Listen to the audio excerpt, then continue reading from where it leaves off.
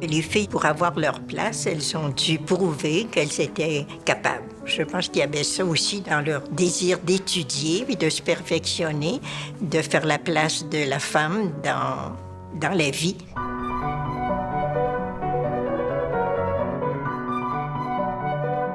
Les sœurs sont arrivées sur la rive nord, à Sillery, en 1870. Le collège s'est développé, mais on avait toujours le désir d'un plus dans l'éducation. Mais les femmes, à ce moment-là, n'étaient pas tellement très considérées.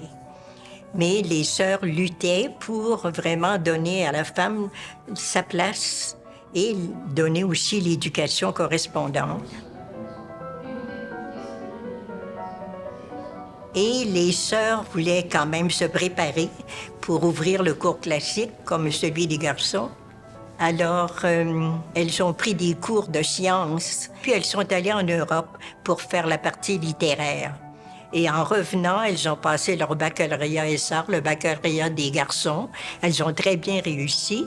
Et en 1925, le premier collège classique féminin à Québec s'est ouvert.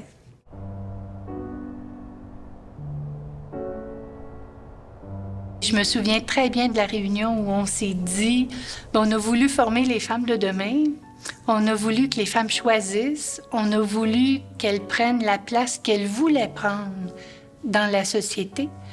Ben maintenant, il faut les aider à vivre ça.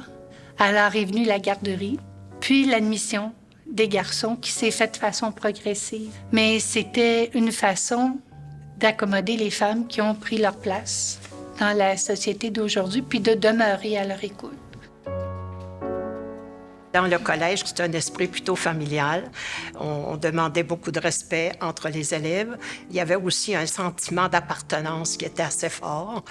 Et les élèves créaient aussi des amitiés qui ont duré longtemps, qui durent encore.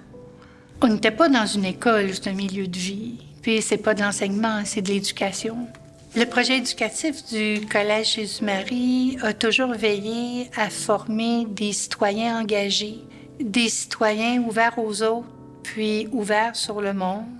Alors, on ne parle pas seulement d'enseignement, de connaissances ou de compétences, mais on parle de gens équilibrés, qui ont une formation solide, mais qui ont grandi dans un milieu de vie où on peut s'épanouir complètement, qu'on parle des arts, du sport, de la musique, du dessin, un milieu de vie complet.